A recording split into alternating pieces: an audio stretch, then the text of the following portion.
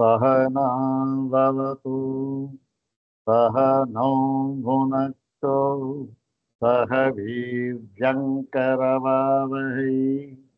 तेजस्विनावधीतमस्तु मा विद्विषावहै। ॐ शान्ति शान्ति शान्तिः।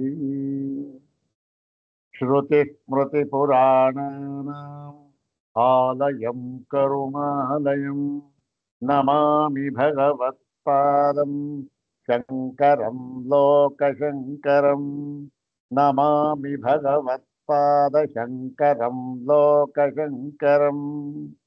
वन्दे तं सच्चिदानन्दं यतिवर्यं महामतिम् वेदान्तसारज्ञं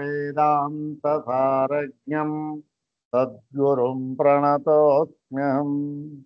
सदाशिवसमारम्भां शङ्कराचार्यमध्यमाम् अस्मदाचार्यपर्यन्तां वन्दे गुरुपरम्पराम्। अग्रे उपस्थितेभ्यः भवद्भ्यः सर्वेभ्यो जिज्ञासुभ्यः सप्रणामम् हार्दं स्वागतं व्याहरामि। श्री श्री सच्चिदानंदेन्द्र सरस्वती स्वामिपादानां कर्तृकत्वेन प्रसिद्धासु कृतिषु विशुद्ध वेदांत परिभाषा नाम्नी देवभाषायाः कृतिः इदानीं विचार्यते। तत्र चतुर्थो विषयः इदानीं विचारणीयः। अग्रे तावत् श्री श्री स्वामिचरणानां प्रशस्ति श्लोकमेकं पठित्वा अनुग्रहं च प्राप्य प्रकृतं ग्रन्थभागं ब्रह्मणो जगत्कारण व्यवहारः। ब्रह्मणो जगत्कारणत्व व्यवहारः इति ग्रन्थभागं यथा स्वामिपादानुग्रहं विचारयामः। सर्वाग्रे स्वामिपादानां प्रशस्ति श्लोकमेकं द्विवारं पठामः। ॐ कषायरहितं काषायवातं स्वरूपनिष्ठं परिपूर्णबोधं वन्दे निजं सच्चिदानन्दरूपं सरस्वतीं इन्द्रसमानतेजम्। ॐ कषायरहितं काषायवातं स्वरूपनिष्ठं परिपूर्णबोधं वन्दे निजं सच्चिदानन्दरूपं सरस्वतीं इन्द्रसमानतेजम्। ॐ ब्रह्मनिष्ठाय विद्महे संयमीन्द्राय धीमहि तन्नः सच्चिदानन्दः प्रचोदयात्। अथ श्री श्री सच्चिदानंदेन्द्र सरस्वती स्वामिपादैः प्रणीता विशुद्ध वेदांत परिभाषा। ओम अवाच्यमप्रमेयं च कार्यकारणवर्जितं निष्क्रियं निष्कलं शान्तम् आत्मानमनुसन्दधे पदवाक्य प्रमाणज्ञान संप्रदाय विदो गुरून् नत्वा विशुद्ध वेदांत परिभाषा प्रकाश्यते। अथ चतुर्थः विषयः ब्रह्मणः जगत्कारणत्व व्यवहारः। ब्रह्मಕ್ಕೆ जगत्कारणत्व जगತ್ತು ಬ್ರಹ್ಮ ಈ ಜಗತ್ತಿಗೆ ಬ್ರಹ್ಮವೇ ಕಾರಣ ಎಂಬುದಾಗಿ ನಾವು ವ್ಯವಹಾರ ಮಾಡ್ತಾ ಇದ್ದೇವಲ್ಲ, ಅದನ್ನ ನಾವು ಹೇಗೆ ಅರ್ಥ ಮಾಡಿಕೊಳ್ಳಬೇಕು? ಯಾಕೆ ಇದರಲ್ಲಿ ಏನು ಅರ್ಥ ಮಾಡ್ಕೊಳ್ಳೋದೇನಿದೆ ನೋಡಿ. ಅದ್ವೈತವೊಂದನ್ನು ಬಿಟ್ಟು ಉಪನಿಷದ್ ವಾಕ್ಯಗಳು ಒಂದನ್ನ ಬಿಟ್ಟು ಇನ್ನು ಬಾಕಿಯ ಪುರಾಣಗಳು ಎಲ್ಲರಲ್ಲೂ ಕೂಡ ಈ ಬ್ರಹ್ಮನನ್ನ ಏನು ಸರ್ವಶಕ್ತ, ಈ ಜಗತ್ ಕಾರಣ ಅಂತ ಇವೆಲ್ಲ ಹೇಳ್ತಾರೆ. ಮತ್ತೆ ಉಪನಿಷತ್ತುಗಳು ಏನು ಹೇಳ್ತಾರೆ? ಬ್ರಹ್ಮವನ್ನ ಅವಾಚ್ಯಮ ಪ್ರಮೇಯಂಚ ಕಾರ್ಯಕಾರಣ ವರ್ಜಿತಂ ಅಂತ ಹೇಳ್ತಾರೆ. ಕಾರ್ಯವೂ ಅಲ್ಲ ಕಾರಣವೂ ಅಲ್ಲ ಅಂತ ಹೇಳ್ತಾರೆ. ಈ ಕಾರ್ಯವೂ ಅಲ್ಲ ಕಾರಣವೂ ಅಲ್ಲ ಅಂತ ಹೇಳಿದಾಗ ಅದನ್ನ ಸ್ವಲ್ಪ ಮನಸ್ಸಿಗೆ ತಂದುಕೊಳ್ಳೋದಕ್ಕೆ ನಂಬೋದಕ್ಕೆ ಕಷ್ಟವಾಗಿಬಿಡುತ್ತೆ. ಯಾತಕ್ಕೆ? ಕಾರ್ಯ ಅಂತ ಅನ್ನೋದು ನಮ್ಮನ್ನು ಸೇರಿಕೊಂಡು ನಮ್ಮ ಮುಂದೆ ಪ್ರತ್ಯಕ್ಷವಾಗಿ ಎಲ್ಲ ಕಾಲದಲ್ಲೂ ಕೂಡ ನಮಗೆ ಅನುಭವಕ್ಕೆ ಬರ್ತಾ ಇರ್ತಕ್ಕಂಥದ್ದು. ಯಾವಾಗ ಈ ಕಾರ್ಯ ಅಂತಕ್ಕಂಥದ್ದು ಇದೆಯೋ ಇದಕ್ಕೊಂದು ಕಾರಣ ಅಂತ ಇರಬೇಕು. ಹಾಗಾಗಿ ಈ ಕಾರ್ಯ ಕಾರಣ ವರ್ಜಿತಂ ಬ್ರಹ್ಮ ಅಂತ ಹೇಳಿದಾಗ ಸ್ವಲ್ಪ ಗೊಂದಲ ಆಗಿಬಿಡುತ್ತೆ. ಆದ್ದರಿಂದ ಈ ಒಂದು ವಾಕ್ಯಗಳು, ಇಂಥ ವಾಕ್ಯಗಳು ಬೇಕಾದಷ್ಟಿವೆ, ಉಪನಿಷತ್ತುಗಳು ಸಿಗ್ತವೆ, ಮತ್ತೆ ಈ ಬೇರೆ ಪುರಾಣಾದಿಗಳಲ್ಲೂ ಕೂಡ ಸಿಗ್ತವೆ ಇದು. ಮತ್ತೆ ಅದಕ್ಕೆ ವಿರುದ್ಧವಾಗಿರ್ತಕ್ಕ ಕೆಲವು ಸಿಗ್ತವೆ. ಎಲ್ಲದಕ್ಕೆ ವಿರೋಧ ಇರುವ ಹೇಗೆ ಅರ್ಥ ಮಾಡ್ಕೊಳ್ಬೇಕು ಅಂತ ಅನ್ನುವುದನ್ನ ಈ ಉಪನಿಷತ್ ಶಾಸ್ತ್ರ ಅದ್ವೈತ ಪರವಾಗಿ ನಾವು ಹೇಗೆ ಅರ್ಥ ಮಾಡ್ಕೊಳ್ಬೇಕು ಅಂತ ಅನ್ನುವುದನ್ನ ಇದನ್ನು ಹೇಳ್ತಾ ಇದ್ದಾರೆ. ಇಲ್ಲಿ ಬ್ರಹ್ಮವನ್ನ ಅಥವಾ ಪರಮಾತ್ಮನನ್ನ, ಅವನು ಸರ್ವಶಕ್ತ, ಅವನು ಸಕಲೈಶ್ವರ್ಯ ಸಂಪನ್ನ, ಸಕಲ ಗುಣ ಪ್ರಪೂರ್ಣ ಅಂತ ಎಲ್ಲ ಇರುವಾಗ ಸವಿಶೇಷವಾಗಿ ನಾವು ಬ್ರಹ್ಮವನ್ನು ಒಪ್ಪಿದಾಗ ಇವೆಲ್ಲ ಸರಿ ಹೋಗುತ್ತೆ. ಹೌದ್ರಿ, ಒಬ್ಬ ನಿಯಾಮಕ ಅಂತ. ಆದರೆ ಬ್ರಹ್ಮವನ್ನ ಸವಿಶೇಷ ಅಂತ ಈ ಉಪನಿಷತ್ತುಗಳಲ್ಲಿ ಸಿದ್ಧಾಂತ ಮಾಡಿ ತಿಳಿಸಿಕೊಟ್ಟಿಲ್ಲ.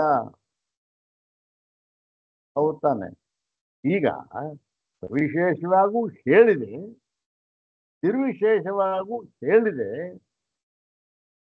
ಮತ್ತೆ ಯಾವುದು ಪ್ರಧಾನ ಅಂತ ಹೇಳಿದ್ರೆ ಅದನ್ನ ಸೂತ್ರ ಭಾಷ್ಯದಲ್ಲಿ ವಿಸ್ತಾರವಾಗಿ ಈ ಮೂರನೆಯ ಅಧ್ಯಾಯ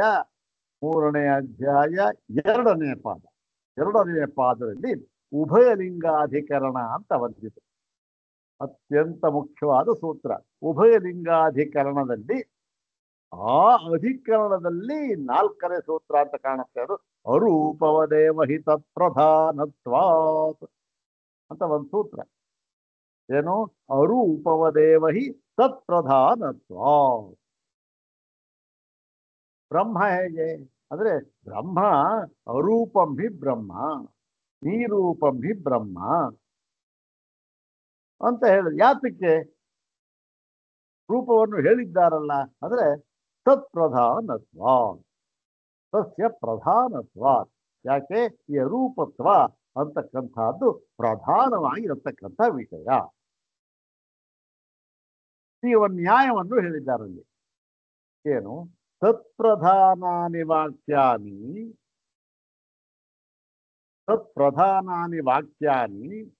ಅತತ್ಪ್ರಧಾನೇಭ್ಯೋ ವಾಕ್ಯೇಭ್ಯಃ ಬಲೀಯಾಂಸಿ ಭವಂತಿ.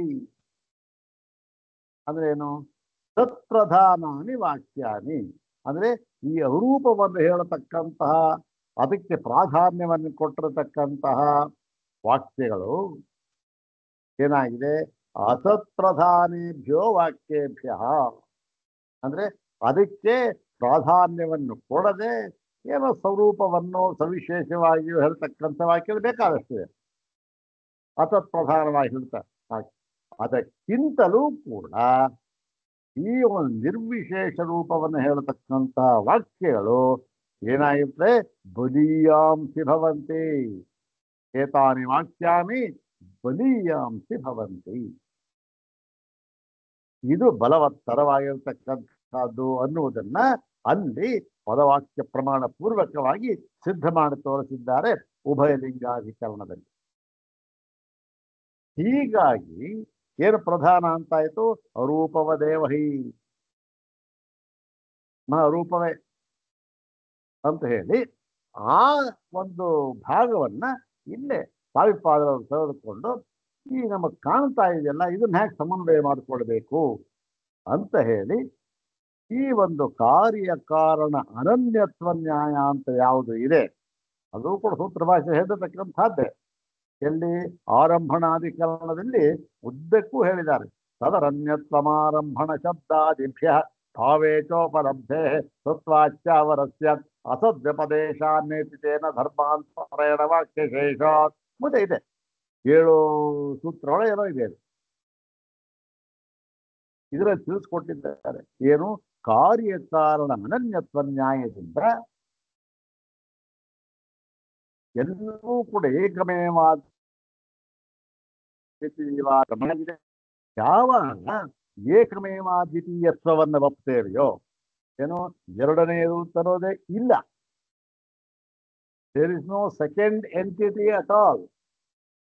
ಯಾವಾಗ ಫಾರ್ ಸೆಕೆಂಡ್ ಎಂಟಿಟಿ ಅದು ಎರಡನೆಯ ತತ್ವ ಎನ್ನುವುದೇ ಇಲ್ಲವೋ ಆಗ ಯಾವುದು ಕಾರ್ಯ ಯಾವುದು ಕಾರಣ ನೋಡಿ. ಕಾರ್ಯಕಾರಣ ಅನನ್ಯತ್ವ ನ್ಯಾಯದಿಂದ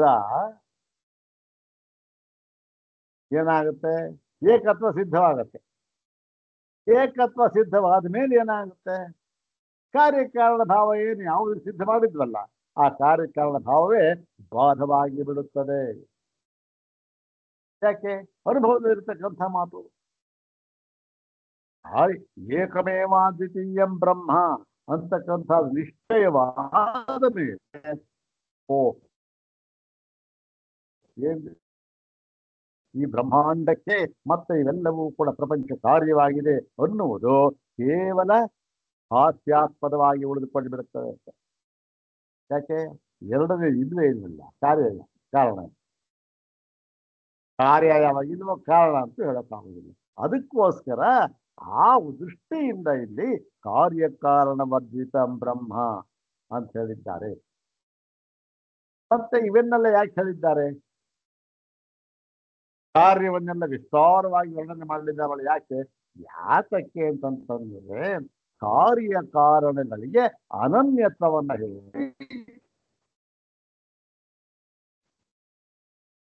ಅನನ್ಯತ್ವ ನ್ಯಾಯದಿಂದ ಏಕತ್ವ ಸಿದ್ಧ ಮಾಡೋದಕ್ಕೋಸ್ಕರ ಹೇಳಿದ್ದಾರೆ. ಇದು ತಿಳ್ಕೊಳ್ಬೇಕಾದ ಅಂಶ. ಹೀಗೆ ತಿಳ್ಕೊಂಡ ಮೇಲೆ ಏನಾಗುತ್ತೆ ಈ ಒಂದು ಸಂಶಯ ಆಗಲಿ ಅಥವಾ ದೋಷ ಆಗಲಿ ಉದ್ಭವ ಆಗೋದಕ್ಕೆ ಸಾಧ್ಯವೇ ಇಲ್ಲ. ನಮ್ಮ ಜಗತ್ ಕಾರಣ ಆಯ್ತು ವ್ಯವಹಾರ ವಿಷಯ. ವ್ಯವಹಾರ ವಿಷಯದಲ್ಲಿ ಎಲ್ಲವೂ ಇದೆ. ಹಾಲು ಅಂತಕ್ಕಂಥದ್ದು ಕಾರಣ ಅಂತ ಆದಾಗ ಮೊಸರು ಬೆಣ್ಣೆ ತುಪ್ಪ ಎಲ್ಲವೂ ಕೂಡ ಕಾರ್ಯ ಅಂತ ಆದಾಗ ಏನಾಗುತ್ತೆ ಎಲ್ಲವೂ ಕೂಡ ಹಾಲಿನ ವಿಕಾರವೇ. ಆದರೂ ಕೂಡ ವ್ಯವಹಾರದಲ್ಲಿ ಪ್ರತಿಯೊಂದಕ್ಕೂ ಬೇರೆ ಬೇರೆಯ ಒಂದು ಉಪಯೋಗ. ಹೌದಾನೆ? ಅದೇ ಬೇರೆ ಉಪಯೋಗ, ಇದೇ ಬೇರೆ ಉಪಯೋಗ. ಹಾಗಾಗಿ ಏನಾಗುತ್ತೆ ವ್ಯವಹಾರದಲ್ಲಿ ಎಲ್ಲವನ್ನೂ ಕೂಡ ಅಂದಗಳೆಯುವುದಕ್ಕೆ ಸಾಧ್ಯವೇ ಇಲ್ಲ. ಯಾವನಾದ್ರೂ ಒಪ್ಪಲೇಬೇಕು. ಆಚಾರ್ಯರು ಕೂಡ ಅದಕ್ಕೆ ಹೊರತಾಗೇನೂ ಇಲ್ಲ. ಅವರೂ ಕೂಡ ವ್ಯವಹಾರದಲ್ಲಿ ಅಂದ್ರೇನು ವ್ಯವಹಾರ ಯಾವಾಗಿರುತ್ತೆ? ವ್ಯವಹಾರ ಯಾವಾಗ ಸತ್ಯ ವ್ಯವಹಾರ ಸತ್ಯತ್ವ ತೋರೋದು ಬ್ರಹ್ಮಾತ್ಮೈಕತ್ವ ಜ್ಞಾನವಾಗುವುದಕ್ಕೆ ಮುಂಚೆ ಮೊದಲು. ಹೀಗೆ ಬ್ರಹ್ಮಾತ್ಮೈಕತ್ವ ಜ್ಞಾನವಾಗುವುದಕ್ಕೆ ಮೊದಲು ಏನ ಎಲ್ಲ ದ್ವೈತ ಪ್ರಪಂಚ ಎಲ್ಲ ದ್ವೈತ ವ್ಯವಹಾರವೂ ಕೂಡ 100ಕ್ಕೆ 100ರಷ್ಟು ಸತ್ಯ. ಹಾಗೆ ಕನಸಿನಲ್ಲಿ ನಡೆಯತಕ್ಕಂಥ ಎಲ್ಲ ವ್ಯವಹಾರಗಳು ಕೂಡ ಆ ಕನಸಿನ ಅವಸ್ಥೆಯಲ್ಲಿ 100ಕ್ಕೆ 100 ಸತ್ಯ. ಎಲ್ಲಿ? ಕನಸಿನ ಅವಸ್ಥೆಯಲ್ಲಿ. ಆದರೆ ಆ ಕನಸಿನ ಅವಸ್ಥೆ ಬಿಟ್ಟ ಜಾಗೃತ ಅವಸ್ಥೆಗೆ ಬಂದ ಆಗ ಗೊತ್ತಾಯಿತು ಸುಳ್ಳು ಅಂತ. ಹಾಗೆ ಇಲ್ಲೂ ಅಷ್ಟೇ. ಆ ಅವಸ್ಥೆಯನ್ನು ಬಿಟ್ಟು ವ್ಯವಹಾರ ವಿಷಯವನ್ನು ಬಿಟ್ಟು ಪರಮಾರ್ಥಕ್ಕೆ ಬಂದಾಗ ಆಗ ಗೊತ್ತಾಗುತ್ತೆ ಏಕತ್ವ ಅಂತಕ್ಕಂಥದ್ದು ಕಾರ್ಯಕಾಲ ವರ್ಜಿತತ್ವ ಅಂತಕ್ಕಂಥದ್ದು ಎಲ್ಲ. ಹೀಗೆ ನಾವು ಈ ಒಂದು ಕಾರ್ಯ ಕಾರಣ ಅಂತ ಎಲ್ಲ ಹೇಳಿದ್ದಾರಲ್ಲ, ಅರ್ಥ ಮಾಡಿಕೊಳ್ಳಬೇಕು. ಯಾವಾಗ? ಹೇಗೆ? ಅನನ್ಯತ್ವ ನ್ಯಾಯದಿಂದ. ಅದು ಬಹಳ ಮುಖ್ಯವಾದ ಒಂದು ನ್ಯಾಯ, ಕಾರ್ಯಕಾರಣ ಅನನ್ಯತ್ವ ನ್ಯಾಯ. ಅದನ್ನೇ ಈ ಭಾಗದಲ್ಲಿ ಸ್ವಾಮಿಪಾದರವರು ಹೇಳಿ ಅದನ್ನು ತೋರಿಸ್ತಾ ಇದ್ದಾರೆ. ಇಲ್ಲಿ ಕೊಂಚ ಭಾಗ ಆಗಿತ್ತು, ಈ ಮುಂದಿನ ಭಾಗವನ್ನ ನೋಡೋಣ. 16ನೇ ಪುಟ. ನಚ ಏಕಾಂತೇನ, ಅದ್ರ ಮಧ್ಯದಲ್ಲಿದೆ 16ನೇ ಪುಟದಲ್ಲಿ.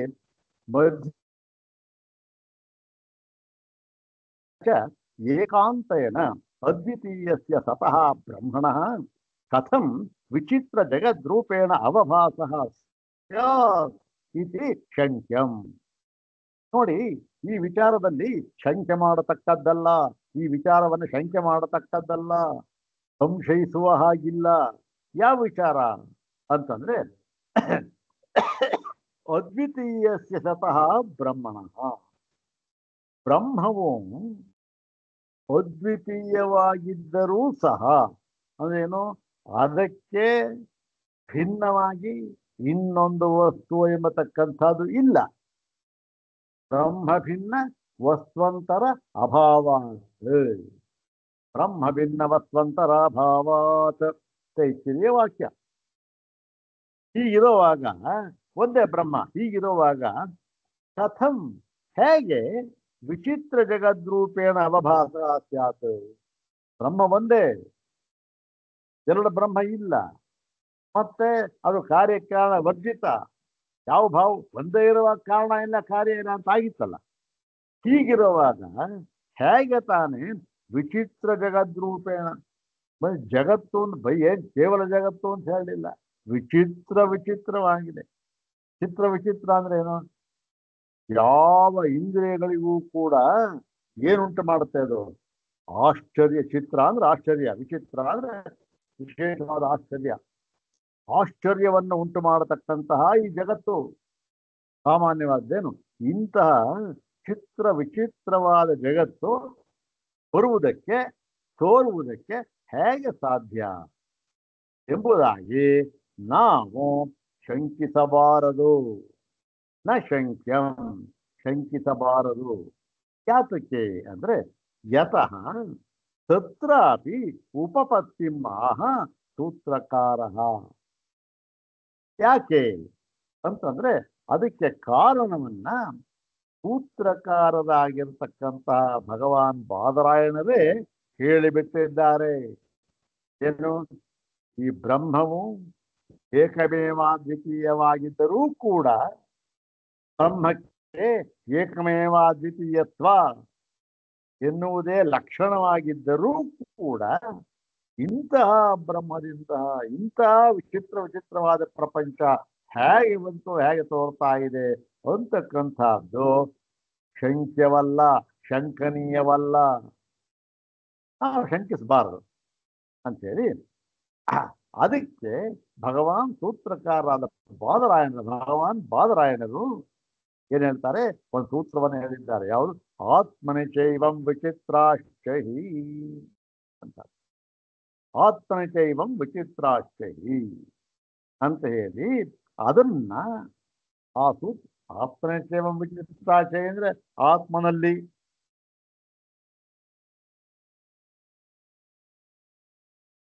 ಅದು ಏನು ಅರ್ಥ ಆಗುತ್ತೆ? ಆದ್ದರಿಂದ ಭಾಷ್ಯ ಬೇಕೇ ಬೇಕು. ಅದಕ್ಕೆ ಆ ಸೂತ್ರಕ್ಕೆ ವ್ಯಾಖ್ಯಾನವನ್ನ ಬರೆಯುತ್ತಾ, ಸೂತ್ರವನ್ನು ವ್ಯಾಖ್ಯಾನ ಮಾಡುತ್ತಾ ಭಗವಾನ್ ಭಾಷ್ಯಕಾರರಾದ ಶಂಕರರು ಈ ರೀತಿ ಹೇಳಿದ್ದಾರೆ. ಏನ್ ಹೇಳಿದ್ದಾರೆ? ಇದು ಯಾವುದಕ್ಕಿದು? ಬ್ರಹ್ಮವು ಏಕಮೇವಾದ್ವಿತೀಯವಾಗಿ ಅವಾಚ್ಯ, ಅಪ್ರಮೇಯ, ನಿಷ್ಕ್ರಿಯ, ನಿಷ್ಕಲ ಎಲ್ಲ ಆಗಿದ್ದರೂ ಕೂಡ ಈ ಒಂದು ಕಾರ್ಯ ಅಂತಕ್ಕಂಥ ಪ್ರಪಂಚ, ವಿಚಿತ್ರವಾಗಿರತಕ್ಕಂಥ ಪ್ರಪಂಚ ಇಂತಹ ಬ್ರಹ್ಮದಿಂದ ಬರುವುದಕ್ಕೆ ಹೇಗೆ ಸಾಧ್ಯ? ಏಕಮೇವಾದ್ವಿತೀಯವಾಗಿರ್ತಕ್ಕಂತಹ ಬ್ರಹ್ಮದಿಂದ, ನಿಷ್ಕ್ರಿಯವಾಗಿರ್ತಕ್ಕಂತಹ ಬ್ರಹ್ಮದಿಂದ ಎಂಬುದಾಗಿ ಶಂಕಿಸಬಾರದು. ಆ ಶಂಕೆಗೆ ಉತ್ತರವನ್ನ ಭಗವಾನ್ ಸೂತ್ರಕಾರರು ಹೇಳಿದ್ದಾರೆ. ಆತ್ಮನಿಚೈವಂ ವಿಚಿತ್ರಾಶ್ಚಹಿ. ಮತ್ತೆ ಅದನ್ನ ವ್ಯಾಖ್ಯಾನ ಮಾಡ್ತಾ ಭಗವಾನ್ ಭಾಷ್ಯಕಾರರು ಈ ರೀತಿ ಬರೆದಿದ್ದಾರೆ. ನೋಡೋಣ. 4 ಅಪಿಚ ನೈವಾತ್ರ ವಿಭಜಿತವ್ಯಂ. ನೋಡಿ, ಇದೆ ವಾಕ್ಯ. ನೈವಾತ್ರ ವಿಭಜಿತವ್ಯಂ ಕಥಂ ಏಕಸ್ಮಿನ್ ಬ್ರಹ್ಮಣಿ ಸ್ವರೂಪ ಅನುಪಮರ್ದೇನ. ಇದು ಬಹಳ ಮುಖ್ಯ. ಸ್ವರೂಪ ಅನುಪಮರ್ದೇನ ಏವ ಸ್ವರೂಪಮರ್ದೇನ ಇವ ಸೃಷ್ಟಿ ಯಾತಿ. ನೋಡಿ, ಇದರಲ್ಲಿ ನಾವು ಈ ವಾದ ವಿವಾದವನ್ನು ಮಾಡಬಾರದು. ವಾದ ವಿವಾದ ಏನೋ ಸರಿಯಾಗಿ ಅರ್ಥವಾದ ವಾದ ವಿವಾದ ಮಾಡ್ತಾರೆ. ಅರ್ಥವಾಗಿಲ್ಲ, ಯಾಕೋ ನನಗೆ ಸ್ವಲ್ಪ ಸಂದೇಹ ಬರ್ತಾ ಇದೆ, ಇದು ದೋಷ ಕಾಣ್ತಾ ಇದೆ ಅಂತ ಅಂದ್ಕೊಳ್ಬಾರ್ದು. ಏನಂತ, ಯಾವ ದೋಷ ಕಾಣ್ತಾ ಇದೆ ಅಂತ? ಹೇಗೆ ಒಂದೇ ತತ್ವ ಬ್ರಹ್ಮ, ಒಂದೇ ಆಗಿರ್ತಕ್ಕಂಥ ಈ ಬ್ರಹ್ಮದಲ್ಲಿ ಈ ಒಂದು ಅನೇಕ ವಿಧವಾದಂತಹ ಆಕಾರಗಳು, ಈ ಸೃಷ್ಟಿ ಇದೆ, ಅದೇ ಸೃಷ್ಟಿಯು ಹೇಗೆ ಆಗುವುದಕ್ಕೆ ಸಾಧ್ಯ? ಮತ್ತೆ ಒಂದು ವೇಳೆ ಸಾಧ್ಯ ಆಗುವುದಿಲ್ಲ ಅಂತ ನೋಡೋಣ. ಆದರೂ ಕೂಡ ಸ್ವರೂಪ ಅನುಪಮರ್ದೇನ ಏನೋ ಯಾವುದೋ ಒಂದು ಹೇಳ್ಬೇಡ ಸ್ವಾಮಿ, ಎಂಥದೋ ವಿತಂಡವಾದವೋ ಎಂಥವಾದವೋ ಮಾಡಿ ಆದರೂ ಕೂಡ ಸ್ವರೂಪ ಅನುಪಮರ್ದೇನ ತನ್ನ ಸ್ವರೂಪವನ್ನ ಕೊಂಚವೂ ಬಿಟ್ಟು ಕೊಡದೆ ಹೇಗೆ ಪರಿಣಾಮ ಆಗುವುದಕ್ಕೆ ಸಾಧ್ಯ? ಹೇಗೆ ಪರಿಣಾಮವೇ ಇಲ್ಲದಂತಹ ಬ್ರಹ್ಮದಲ್ಲಿ ಪರಿಣಾಮ ಹೇಗೆ ಸಾಧ್ಯ? ಅದು ಹೇಗೆ? ತನ್ನ ಸ್ವರೂಪವನ್ನ ಕೊಂಚವೂ ಬಿಟ್ಟು ಕೊಡದೆ ಹೋಗ್ತಾನೆ. ಪರಿಣಾಮ ಹೇಗೆ ಸಾಧ್ಯ? ಹಾಲಿದೆ, ತುಪ್ಪ ಇದೆ ಅಂತಕ್ಕಂಥ ಏನಾಗುತ್ತೆ? ಹಾಲಿಂದ ಒಂದು ಸ್ವರೂಪ ಅಂತಕ್ಕಂಥ ತುಪ್ಪದಲ್ಲಿ ಏನೂ ಇಲ್ಲ. ಯಾಕೆ? ಹಾಲು ಅದು ಇದು ಲಿಕ್ವಿಡ್ ಅಂತ ಹೇಳ್ತಾರಲ್ಲ, ಆ ಥರದ್ದು. ಮತ್ತೆ ತುಪ್ಪ ಅಂತಕ್ಕಂಥದ್ದು ಎರಡೂ ತರಹ ಪದಾರ್ಥ. ಅದಕ್ಕೆ ಒಂದು ಬಣ್ಣ, ಇದಕ್ಕೆ ಒಂದು ಬಣ್ಣ, ಅದಕ್ಕೆ ಒಂದು ರುಚಿ, ಇದಕ್ಕೆ ಒಂದು ರುಚಿ, ಎಲ್ಲದೂ ಬೇರೆ ಬೇರೆ ಅಂತ ಇರುತ್ತೆ. ಆದರೆ ಇಲ್ಲಿ ಹಾಗಿಲ್ಲ. ಏನ್ ಹೇಳ್ತಾ ಇದ್ದಾರೆ? ಸ್ವರೂಪ ಅನುಪಮರ್ದೆ, ಸ್ವರೂಪವನ್ನ ಕ್ವಾಂಚವ ಬಿಟ್ಕೊಟ್ಟಿಲ್ಲ. ಹೀಗೆ ಹೇಗೆ ಸಾಧ್ಯ ಅಂತ ನಾವು ಶಂಕಿಸಬಾರದು. ಯತಃ ಯಾಕೆ ಅಂತಂದ್ರೆ ಆತ್ಮನ್ಯಪಿ ಏಕಸ್ಮಿನ್ ಸ್ವಪ್ನದೃಶಿ ಸ್ವರೂಪ ಅನುಪಮರ್ದೇನೈವ ಅನೇಕಾಕಾರ ಸೃಷ್ಟಿ. ಒಂದು ಉದಾಹರಣೆಯನ್ನು ಕೊಟ್ಟು ಇದನ್ನು ಹೇಳ್ತಾ ಇದ್ದಾರೆ. ಇದು ಪ್ರಸಿದ್ಧವಾದ ಉದಾಹರಣೆ. ಈ ಉದಾಹರಣೆಯನ್ನ ತಗೊಂಡು ನೋಡಿ, ವಿಚಾರವನ್ನು ನಾವು ಮಾಡಬೇಕಾದ್ರೆ ಎಷ್ಟೋ ವಿಚಾರವನ್ನು ಮಾಡಬಹುದು. ಅದೇನಾಗುತ್ತೆ, ಸ್ವಲ್ಪ ಆ ಕಡೆ ಈ ಕಡೆ ಹೊರಟೋಗ್ಬಿಡುತ್ತೆ. ಆದರೂ ಕೂಡ ಅದನ್ನು ಪುನಃ ಇಲ್ಲಿಗೆ ಎಳ್ಕೊಂಬಂದು ಸೇರಿಸ್ಕೊಳ್ಬೇಕು. ಮತ್ತೆ ಅದರಿಂದ ಏನು ಗೊತ್ತಾಗುತ್ತೆ ನಮಗೆ ಅಂದರೆ, ಸ್ವಲ್ಪ ಹೆಚ್ಚಿಗೆ ವಿಷಯವೂ ಗೊತ್ತಾಗುತ್ತೆ. ಸೂಕ್ಷ್ಮವಾಗಿ ನೋಡೋಣ ಅಷ್ಟೇ, ಜಾಸ್ತಿ ಏನೋದು ಬೇಜಾರು ಮಾಡ್ಕೊಳ್ಳೋದು ಬೇಡ. ಇಲ್ಲಿ ಏನು ಹೇಳ್ತಾರೆ ನೋಡಿ. ಯತಃ ಏಕಸ್ಮಿನ್ ಆತ್ಮನಿ, ಆತ್ಮನು ಒಂದೇ ಅಪಿ ಆತ್ಮನು ಒಬ್ಬನೇ ಇದ್ದರೂ ಕೂಡ ಸ್ವಪ್ನ ದೃಷ್ಟಿ ಅಂದ್ರೆ ಈ ಸ್ವಪ್ನ ದೃಷ್ಟಿ, ಸ್ವಪ್ನ ನೋಡುವ ಆತನಲ್ಲಿ ಏನಾಗುತ್ತೆ? ಸ್ವರೂಪ ಅನುಪಮರ್ದೇನ, ಸ್ವರೂಪವನ್ನ ಸ್ವಲ್ಪವೂ ಕೂಡ ಬಿಟ್ಟು ಕೊಡದೆ. ಯಾಕೆ? ಸ್ವರೂಪ ಏನಾಗಿದೆ ಅಲ್ಲಿ? ಜಾಗೃತಿನಲ್ಲಿ ಏನಿತ್ತೋ ಸ್ವಪ್ನದಲ್ಲೂ ಅದೇ, ಯಾವ ವ್ಯತ್ಯಾಸವೂ ಇಲ್ಲ. ಹೌದಾನೆ? ಹೀಗೆ ಸ್ವರೂಪ ಅನುಪಮರ್ದೇನ ಅನೇಕಾಕಾರ ಸೃಷ್ಟಿ ಪಠ್ಯತೆ ಅಂತಂತಿದ್ದಾರೆ. ನಮಗೆ ಅನುಭೂಯತೆ ಅಂತ ಬೇಕಾದ್ರೆ ನಮಗೆ ಅನುಭವಕ್ಕೆ ಬಂದಿರತಕ್ಕಂಥದ್ದು ಪಠ್ಯತೆ ಏನೇ ಹೇಳಿದ್ದಾರೆ, ಪರವಾಗಿಲ್ಲ. ನಮ್ಮ ಅನುಭವಕ್ಕೆ ಬರ್ತಾ ಇದೆ. ಏನು? ಆ ಒಂದು ಸ್ವಪ್ನ ಅವಸ್ಥೆಯಲ್ಲಿ ಏನು ಸೃಷ್ಟಿ? ವಿಚಿತ್ರವಾದ ಸೃಷ್ಟಿ. ಹೌದಾನೆ? ಏನಲ್ಲಿ ಅದು ಉದಾಹರಣೆ ಹೇಳ್ತಾನೆ ನೋಡಿ. ಏನು ಅಲ್ಲಿ ಹೀಗೆ ವಿಚಿತ್ರವಾದ ಸೃಷ್ಟಿ. ಏನು? ರಥ ಬರುತ್ತೆ, ಇವನ ಹತ್ರ ರಥ ಬರುತ್ತೆ, ದಾರಿ ಹೋಗ್ತಕ್ಕಂಥದ್ದು, ಎಲ್ಲಿಗೂ ಹೋಗ್ತಾ ಇದ್ದಾನೆ, ಸುತ್ತಮುತ್ತ ಕಾಡು ಮೇಡು, ಅಲ್ಲಿ ಯಾರೋ ನೋಡ್ಬೇಕು, ಹೀಗೆ ಪ್ರತಿ ಕುದುರೆಗಳು, ಸಾರಥಿ, ಪ್ರತಿಯೊಂದು ಎಲ್ಲ ಸೃಷ್ಟಿಸ್ಕೊಂಡ್ಬಿಡ್ತಾರೆ. ಯಾರು? ಇವನೇ. ಯಾರವನು? ಒಬ್ಬನೇ, ಯಾರು ಬೇರೆ ಇಲ್ಲ. ಯಾರವನು? ಜಾಗ್ರತನಲ್ಲಿ ಯಾವನಿದ್ದಾನೋ ಅವನು. ಯಾವುದು? ಪರಮಾರ್ಥ ದೃಷ್ಟಿಯಿಂದ. ಆದರೆ ಪರಮಾರ್ಥ ದೃಷ್ಟಿಯಿಂದ ಒಬ್ಬನೇ ಆಗಿದ್ದರೂ ಕೂಡ ಸ್ವಪ್ನ ದೃಷ್ಟಿಗೆ, ಸ್ವಪ್ನಾವಸ್ಥೆಗೆ ಹೋಗಿ ನೋಡುವಾಗ ಅವನನ್ನೇ ತೈಜಸ ಅಂತಲೂ, ಅವನೇ ಸಿರಿ ಜಾಗೃತ ಅವಸ್ಥೆಗೆ ಬಂದಾಗ ಅವನನ್ನೇ ಈ ಒಂದು ನಮ್ಮನ್ನ ಇನ್ನೊಂದು ಹೀಗೆ ಏನಾಗಿದೆ, ಅವಸ್ಥೆಗಳು ಎಲ್ಲೋ ಇರ್ತಾರೆ, ಅಲ್ಲಿಂದ ಬೇರೆ ಬೇರೆ ಬರುತ್ತೆ. ಒಬ್ಬನೇ ಆತ್ಮ ಆದರೂ ಕೂಡ ವಿಚಿತ್ರವಾದ ಸೃಷ್ಟಿ ಅವನಿಂದ ಬಂತದೆ. ರಥಯೋ ಅಲ್ಲಿ ಏನಿರುತ್ತೆ, ಅಲ್ಲಿ ಅವನು ಸೃಷ್ಟಿ ಮಾಡಿಕೊಳ್ತಾನೆ ಹೇಗೆ ಅಂತಂದ್ರೆ, ಅದು ಇರಲಿಲ್ಲ, ಇತ್ತ ಅಲ್ಲಿ ಸ್ವಪ್ನದಲ್ಲಿ ರಥವು ಇರಲಿಲ್ಲ. ರಥಯೋಗ ನ ಪಂಥಾನ ಭವಂತಿ. ಆದರೂ ಕೂಡ ಮತ್ತೆ ರಥಯೋಗಾನ್ ಪಥ ಸೃಜತೆ, ಎಲ್ಲವನ್ನು ಸೃಷ್ಟಿ ಮಾಡಿಕೊಳ್ತಾರೆ. ಇರಲಿಲ್ಲ, ಮುಂಚೆ ಏನು ಇರಲಿಲ್ಲ ಅಂತ ಸೃಷ್ಟಿ ಮಾಡ್ತೀವಿ ಇತ್ಯಾದಿನ ಅಂತ ಹೇಳಿ ಇಲ್ಲಿ ಈ ಒಂದು ವಿಚಾರವನ್ನೇ ತೆಗೆದುಕೊಂಡು ನೋಡ್ರಿ, ಏನೂ ಇರುವುದಿಲ್ಲ ಅಲ್ಲಿ, ಹೀಗೆ ರಥಯೋಗ ಅಂತಕ್ಕಂಥ ಎಲ್ಲ ಸೃಷ್ಟಿ ಮಾಡಿಕೊಳ್ತಾನೆ ಅಂತಕ್ಕಂಥದ್ದು ಇದೆ. ಅದಕ್ಕೆ ಕಾರಣ ಏನು ಅಂತ ಮಾಡಿ, ಅದಕ್ಕೆ ಕಾರಣ ಅಂತಕ್ಕಂಥದ್ದು ಯಾವುದೋ ಎಲ್ಲಿಗೆ ಬಂತು, ಅದೇ ಮುದರಾಯನ್ ಮಹಾಕಪಿಯಿಂದ ಹಾಗೆ ಅಲ್ಲಿಗೇನೆ ಇಲ್ಲಿ ಮೂಲಾವಿದ್ಯಾ. ಆ ಮೂಲಾವಿದ್ಯಾ ಅಂತಕ್ಕಂಥದ್ದು ಅನುಸ್ಯೂತವಾಗಿ ಎಲ್ಲ ಕಡೆಯಲ್ಲಿಯೂ ಇದೆ. ಎಲ್ಲ ಕಡೆಯಲ್ಲಿಯೂ ಒಂದು ಎಲ್ಲಿ? ಸುಷುಪ್ತಾವಸ್ಥೆಯಲ್ಲಿಯೂ ಕೂಡ ಅಂತ ಹೇಳಿ ಅವ್ರು ಸಿದ್ಧ ಮಾಡಿದ್ದಾರೆ. ಇಲ್ಲಿ ಇದನ್ನೇ ನಾನು ಯಾತಕ್ಕೆ ಜ್ಞಾಪಕ ಬಂತು ಅಂತಂದ್ರೆ, ಇದೇ ವಾಕ್ಯವನ್ನ ಉದ್ಧಾರ ಮಾಡಿ ನಮಗೆ ಒಂದು ಲೇಖನ ಬರ್ಕೊಟ್ಟಿದೆ. ನಮ್ಮ ಪ್ರಸಿದ್ಧರಾದ ಇವರು ಯಾರು, ತಿರುಪತಿ ಸಂಸ್ಕೃತ ಯೂನಿವರ್ಸಿಟಿಯವರ ಪ್ರೊಫೆಸರ್ ಅವರು, ಅದ್ವೈತ ಪ್ರೊಫೆಸರು, ಕುಪ್ಪ ವಿಶ್ವನಾಥ್ ಶಾಸ್ತ್ರಿಯವರು, ವಿಶ್ವನಾಥ್ ಶರ್ಮಾ ಅವರು ಒಂದು ಬರ್ಕೊಟ್ಟ ಲೇಖನ. ಅದು ಇದೇ ವಾಕ್ಯ ಉದ್ಧಾರ ಮಾಡಿ ಅವರು ಅದನ್ನು ಸ್ಥಾಪನೆ ಮಾಡಿದ್ದಾರೆ. ಸ್ವಲ್ಪ ಸೇರಿಸಬಾರ್ದೇ ಇರಲಿ ವಿಚಾರ ಬೇಡ, ಯಾಕೆ ಅದು ಬದುಕುವುದಕ್ಕೆ ಅದಕ್ಕೆ ಜ್ಞಾಪಕ ಬಂತು ಹೇಳಿದೆ. ಇದನ್ನು ಹೇಗೆ ಅಲ್ಲಿ ಹೊಂದಿಸ್ಕೊಂಡಿದ್ದಾರೆ ಅಂತ ನೋಡಲಿಕ್ಕೆ, ಅದಕ್ಕೆ ಉತ್ತರವಾಗಿ ಕೂಡ ಸ್ವಾಮಿಗಳ ಮೂಲಾವಿದ್ಯೆ ಬರೆದಿದ್ದಾರೆ. ಅದು ಇಲ್ಲ ಬೇಡ, ಈಗ ಸುಮ್ಮನೆ ಹೇಳಿದೆ ಅಷ್ಟೇ, ಇಂಥ ವಾಕ್ಯ ಇದೆ ಅಂತ.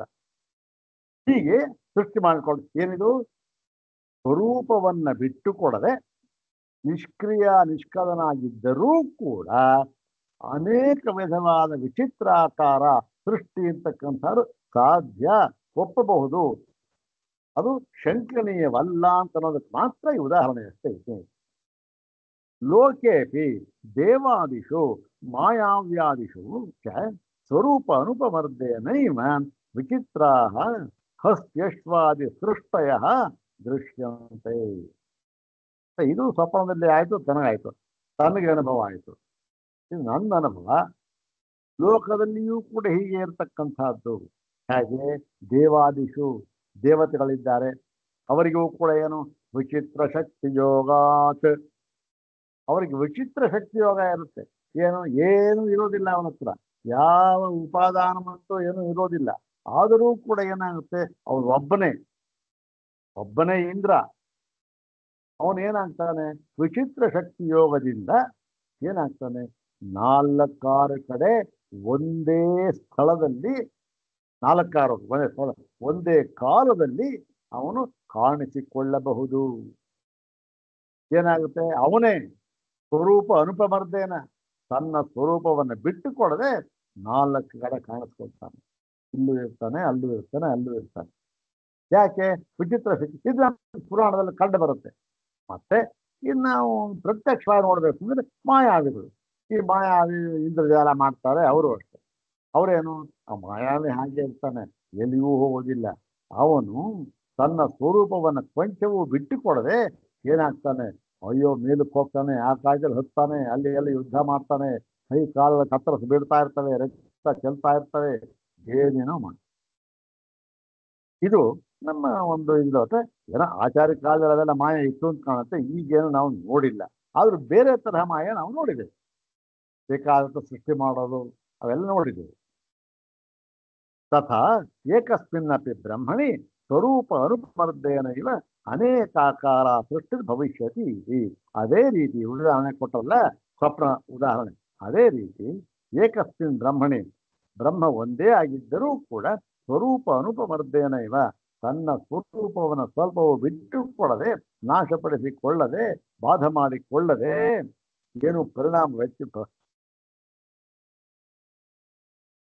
ಆದರೆ ಅನೇಕಾಕಾರ ಸೃಷ್ಟಿ ಭವಿಷ್ಯತಿ, ಅನೇಕಾಕಾರವಾದ ಚಿತ್ರ ವಿಚಿತ್ರವಾದ ಸೃಷ್ಟಿ ಆಗಬಹುದು ಅಂತಕ್ಕಂಥದ್ದನ್ನು ಆತ್ಮನಿಚೈವಂ ವಿಚಿತ್ರಾಶ್ಚಹಿ ಅಂತಕ್ಕಂಥ ಸೂತ್ರದಲ್ಲಿ ಬಾದರಾಯಣರು ಹೇಳಿದ್ದಾರೆ. ಅದಕ್ಕೆ ವ್ಯಾಖ್ಯಾನವನ್ನು ಮಾಡುತ್ತಾ ಭಗವಾನ್ ಭಾಷ್ಯಕಾರರು ಕೂಡ ಹೇಳಿದ್ದಾರೆ.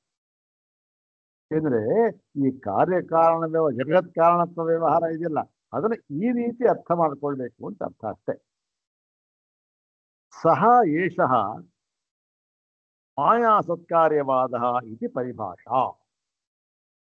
ಇದು ಇಲ್ಲಿ ಇದಕ್ಕೆ ಪರಿಭಾಷೆ ಏನು? ವೇದಾಂತ ಪರಿಭಾಷೆ ಯಾವುದಪ್ಪ ಇದಕ್ಕೆ? ಈ ವ್ಯವಹಾರ ಇದೆಯಲ್ಲ ಸ್ವಪ್ನ ದೃಷ್ಟಿಯಲ್ಲಿ, ಯಾವುದದು? ಬ್ರಹ್ಮವು ಒಂದೇ ಆಗಿದ್ದರೂ ಕೂಡ ತನ್ನ ಸ್ವರೂಪವನ್ನ ಸ್ವಲ್ಪವೂ ಕೂಡ ಬಿಟ್ಟುಕೊಡದೆ ಅನುಸ್ಯೂತವಾಗಿ ಇಟ್ಟುಕೊಂಡು ವಿಚಿತ್ರವಾದ ಸೃಷ್ಟಿಯನ್ನು ಮಾಡಬಹುದು ಅಂತಕ್ಕಂಥ ಇದೆಯಲ್ಲ, ಈ ವಾದಕ್ಕೆ ಏನ್ ಹೇಳ್ತಾರೆ? ವೇದಾಂತದ ಒಂದು ಪರಿಭಾಷೆಯಲ್ಲಿ ಮಾಯಾ ಸತ್ಕಾರ್ಯವಾದ ಅಂತ ಹೇಳ್ತಾರೆ. ಮಾಯಾ ಅಂತಂದ್ರೆ ಏನು? ಯಾವುದೋ ಒಂದು ಮಾಯಾ ಅಂತ ತನ್ನ ಸ್ವರೂಪವನ್ನು ಬಿಟ್ಟುಕೊಡದೆ ಅನೇಕ ವಿಧವಾಗಿ ಆಗುವುದು, ತಾನೇ ಆಗಿಬಿಡುವುದು, ಅದು ಮಾಯೆ. ಅದು ಸಾಧ್ಯ ಇಲ್ಲ, ಮಾಯೆಯಿಂದ ಸಾಧ್ಯ ಆಗುತ್ತೆ ಅದು. ಮತ್ತೆ ಸತ್ಕಾರ್ಯ ಅಂದ್ರೆ ತನ್ನ ಸ್ವರೂಪವನ್ನು ಬಿಟ್ಟುಕೊಡದೆ ತಾನೇ ಅನೇಕ ವಿಧವಾಗಿ ಆಗಿಬಿಡುವುದು, ಇದು ಮಾಯಾತಾರ. ಅದಕ್ಕೆ ಸತ್ಕಾರ್ಯ, ಮಾಯಾ ಸತ್ಕಾರ್ಯವಾದ ಪರಿವಾದ. ಸತಃ ಏವ ಕಾರಣಸ್ಯ ಮಾಯೆಯ ಕಾರ್ಯರೂಪೇಣ ಜನ್ಮ, ಕಾರಣಾತ್ಮನ ಸತಃ ಏವ ಕಾರ್ಯಸ್ಯ ಮಾಯೆಯ ಜನ್ಮ. ಹೀಗೆ ಇವೆಲ್ಲ ಏನು? ಮಾಯಾ ಸತ್ಕಾರ್ಯವಾದ ಅಂತ ಹೇಳಿದ್ರಲ್ಲ, ಮಾಯಾ ಅಂದ್ರೆ ಏನು ಅಂತ ಹೇಳ್ತಾ ಇದ್ದಾರೆ. ಸತ ಏವ ಕಾರಣಸ್ಯ ಮಾಯ ಅಂದ್ರೆ ಈ ಕಾರಣ ಅಂತಕ್ಕಂಥದ್ದು ಇದೆ, ಅದು ಅದಕ್ಕೆ ಯಾವುದು? ಅದಕ್ಕೆ ನಿಷ್ಕ್ರಿಯ, ನಿಷ್ಕಲ, ಶಾಂತ, ನಿರ್ವಿಕಾರ, ಏನು ಯಾವ ಒಂದು ವಿಕಾರ ಭಾವನೆಯೂ ಇಲ್ಲಿ ವಿಕಾರ ಅದು ಕಾರ್ಯ ಅಂದ್ರೆ ಆದರೂ ಕೂಡ ಕಾರ್ಯರೂಪೇಣ ಜನ್ಮ, ಅದಕ್ಕೆ ಕಾರ್ಯರೂಪದ ಜನ್ಮ ಸಾಧ್ಯ. ಹೇಗೆ ಅಂದ್ರೆ ವಸ್ತುತಃ ಅಲ್ಲ, ಮಾಯೆಯ ಮಾಯಾರೂಪದಿಂದ, ಅಂದ್ರೆ ಮಾಯ ಅಂದ್ರು ಒಂದೇ, ಭ್ರಮೆ ಅಂದ್ರು ಒಂದೇ. ಭ್ರಮಾರೂಪದಿಂದ ಆಗಬಹುದು. ಭ್ರಮೆ ಏನು? ಭ್ರಮೆಗೆ ಇಂಥದ್ದೇ ಭ್ರಮೆ ಆಗಬೇಕು ಅಂತಕ್ಕಂಥ ನಿಯಮ ಇದೆಯಾ? ಹಾಗಾಗಿ ಕಾರ್ಯರೂಪದಿಂದ ಜನ್ಮ ಅಂತಕ್ಕಂಥದ್ದು ಮಾಯ ಸಾಧ್ಯ ಆಯಿತು. ಮತ್ತು ಕಾರಣಾತ್ಮನ ಸ್ವತಃ ಏವ ಕಾರ್ಯಸ್ಯ ಮಾಯಾ ಜನ್ಮ. ಕಾರ್ಯವೂ ಪರಿಣಾಮ ಆಗುತ್ತು, ಕಾರಣವೂ ಪರಿಣಾಮ ಆಗುತ್ತೆ. ಇತ್ಯಭಿಪ್ರಾಯೇಣ ಏವಂ ಅಭಿಧೀಯತೆ. ಈ ಒಂದು ಅಭಿಪ್ರಾಯದಿಂದ ಇದನ್ನ ಮಾಯಾ ಸತ್ಕಾರ್ಯವಾದ ಎಂಬುದಾಗಿ ಕರೆದಿದ್ದಾರೆ. ನತು ವಸ್ತುತಃ ಏವ ಬ್ರಹ್ಮಣ ಕಾರ್ಯಭೂತ ಜಗದ್ರೂಪೇಣ ಜನ್ಮ, ಇದು ಸಿದ್ಧಾಂತ ಇದೆ. ಆದರೆ ವಸ್ತುತಃ ನೈಜವಾಗಿ ಅಂದ್ರೆ ಏನು? ಪರಮಾರ್ಥ ದೃಷ್ಟಿಯಿಂದ ನೋಡುವುದಾದರೆ ಬ್ರಹ್ಮಕ್ಕೆ ಕಾರ್ಯಭೂತವಾದ ಜಗತ್ತು ಬ್ರಹ್ಮದಿಂದ ಹುಟ್ಟಿತು ಎನ್ನುವುದು ಪರಮಾರ್ಥ ದೃಷ್ಟಿಯಿಂದ ಸಾಧ್ಯವಿಲ್ಲ, ವಸ್ತುತ ನೈಜವಾಗಿ ಸಾಧ್ಯವಿಲ್ಲ. ಮತ್ತೆ ಮಾಯೆ ಆಗ್ತದೆ. ಮತ್ತೆ ಇದು ಸಾಂಖ್ಯಾನಾಂತು ವಸ್ತುಭೂತಸ್ಯೈವ ಪ್ರಧಾನಸ್ಯ ವಸ್ತುಭೂತೈವ ಮಹದಾದಿ ರೂಪೇಣ ಜನ್ಮ ಇಷ್ಯತೆ. ಇದು ವಸ್ತುತಃ ಸಾಧ್ಯವೇ ಇಲ್ಲ. ಯಾವುದು?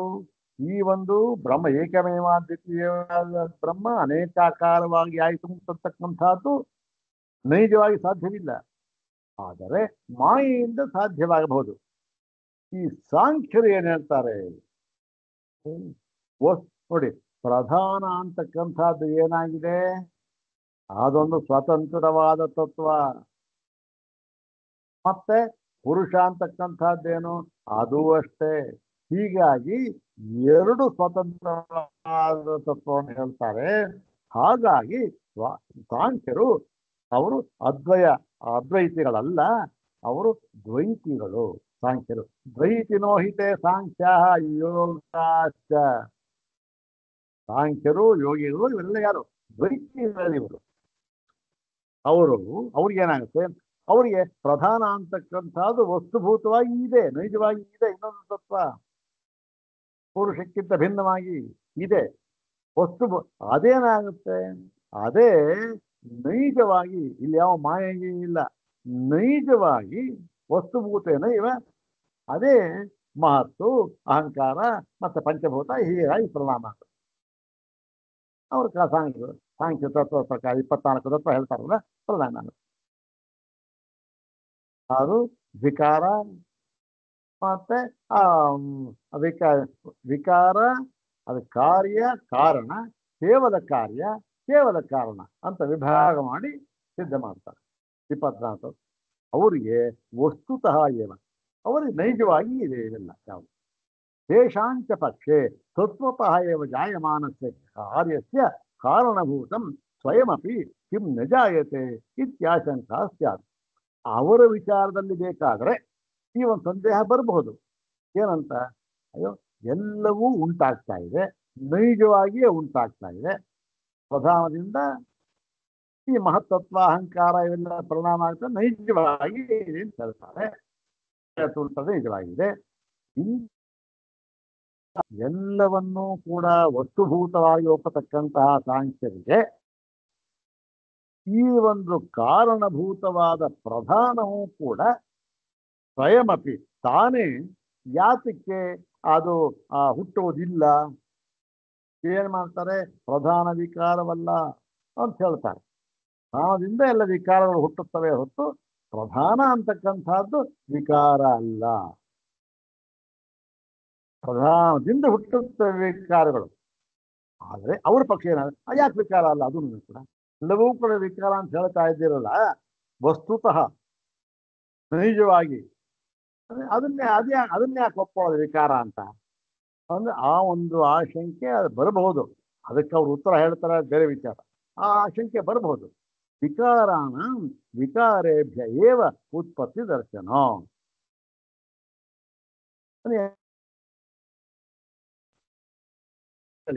ವಿಕಾರದಿಂದ ಮಾತ್ರ ಉತ್ಪತ್ತಿ ದರ್ಶನ.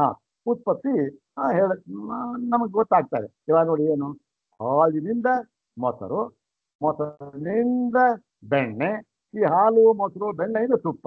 ಈ ಹಾಲು ಮೊಸರು ಬೆಣ್ಣೆ ಅಂತಕ್ಕಂಥದ್ದೆಲ್ಲ ಏನು ವಿಕಾರಗಳು. ತುಪ್ಪ ಅಂತಕ್ಕಂಥದ್ದು ಅದು ವಿಕಾರವೇ. ಹೀಗಾಗಿ ವಿಕಾರದಿಂದ ವಿಕಾರ ಉತ್ಪತ್ತಿ ಅಂತಕ್ಕಂಥದ್ದು ಕಂಡಿದೆ. ಆದರೆ ಏನ್ ಹೇಳ್ತಾರೆ, ಅದು ವಿಕಾರ್ಯವಲ್ಲ. ವಿಕಾರ್ಯವಲ್ಲ ಅಂತೂ ಹೇಳ್ತಾರೆ. ಪರಿಣಾಮ ಆಯಿತು ಅಜಸ್ವ ಅಂತ ಹೇಳ್ತೀರ. ಈ ರೀತಿಯಾದ ಗೊಂದಲಗಳು ಅವರ ಪಕ್ಷದಲ್ಲಿ ಬರಬಹುದು. ಆದರೆ ನಮ್ಮ ಪಕ್ಷವನ್ನು ಬರೋಕ್ಕೆ ಸಾಧ್ಯವೇ ಇಲ್ಲ. ಎಲ್ಲಿ? ವೇದಾಂತ ಪಕ್ಷ. ನತು ಇಹ ಸನ್ಮಾತ್ರಸ್ಯ ಬ್ರಹ್ಮಣ ಸನ್ಮಾತ್ರಾದೇವ ಉತ್ಪತ್ತಿ ಸಂಭಾವ್ಯತೆ. ಇಲ್ಲಿ ಆ ರೀತಿ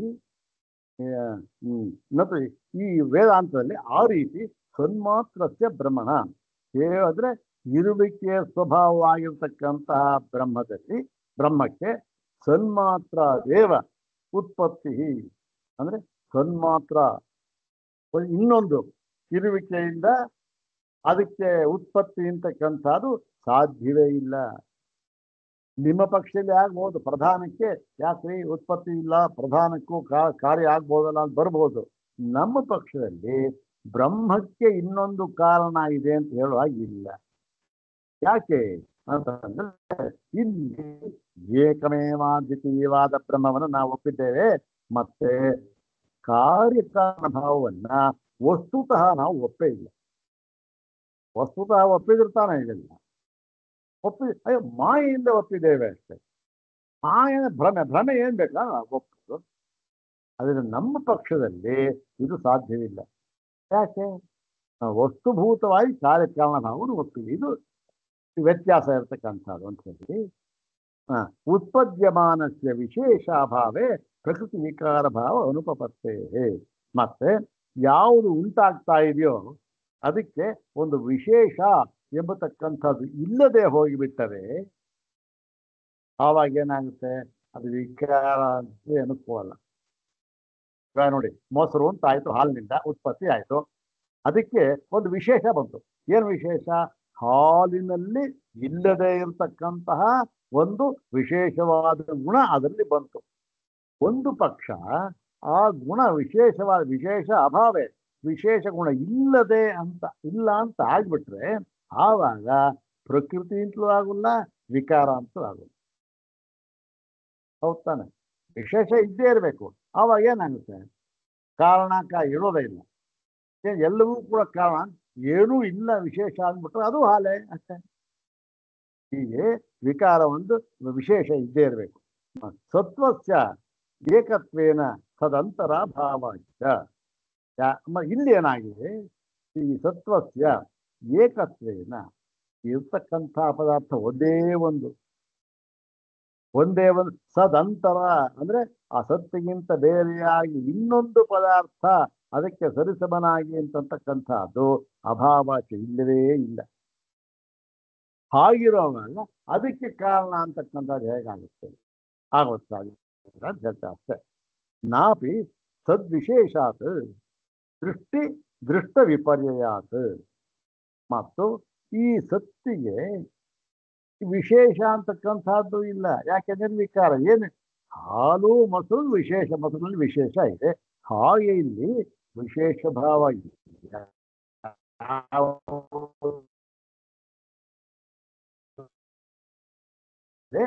ಇದು ನಿರ್ವಿಶೇಷವಾಗಿ ನಿರ್ವಿಕಾರ ಸ್ವರೂಪದಲ್ಲಿ ಇರ್ತಕ್ಕಂಥ ಏಕಮೇವಾದ್ವಿತೀಯವಾದ ತತ್ವ ನಾವು ಒತ್ತಿರ್ತಕ್ಕಂಥದ್ದು. ನಿಮ್ಮ ಹಾಗೆ ಪ್ರಧಾನವೂ ಇದೆ, ಪುರುಷನೂ ಇದ್ದಾನೆ ಅಂತ ಒಪ್ಪಿದ ನಾವು. ಮತ್ತೆ ಸಾಮಾನ್ಯಾಖಿ ವಿಶೇಷ ಉತ್ಪದ್ಯಮಾನ ದೃಷ್ಟಾಹ. ಮತ್ತೆ ಇನ್ನೊಂದು ಅದು ನ್ಯಾಯ. ಇದು ಸಾಮಾನ್ಯ ಅದೇ ಒಂದು ಯಾವುದೋ ಸಮಾನವಾದದಿಂದ ವಿಶೇಷವಾದವಂತ ಹುಟ್ಟುತ್ತೆ. ಅಂದ್ರೇನು? ಕಾರಣ ಅಂತಕ್ಕಂಥದ್ದು ಸಮಾನವಾಗಿರುತ್ತೆ, ಕಾರ್ಯ ಅಂತಕ್ಕಂಥದ್ದು ವಿಶೇಷವಾಗಿರುತ್ತೆ. ಮಣ್ಣು ಎಂಬತಕ್ಕಂಥದ್ದು ಸಮಾನ, ವಿಶೇಷ ಯಾವುದು? ಮಡಿಕೆ, ಕುಡಿಕೆ, ಶ್ರಾವೆ, ಹಣತೆ, ತಟ್ಟೆ ಎಲ್ಲ ವಿಶೇಷ. ಇವು ಮಡಿಕೆ ಇದ್ದಾಗ ಸಾವೆ ಇಲ್ಲ, ಸಾವೆ ಇದ್ದಾಗ ವಿಶೇಷ. ಹೀಗೆ ಮಣ್ಣೇನು ಸಮಾನ, ಸಮಾನವಾದ ಮಣ್ಣಿಂದ ವಿಕಾರ ವಿಶೇಷವಾಗಿರ್ತಕ್ಕಂಥದ್ದು. ಮತ್ತು ನಾಪಿ ಅಸತಃ ತದುತ್ಪತ್ತಿ.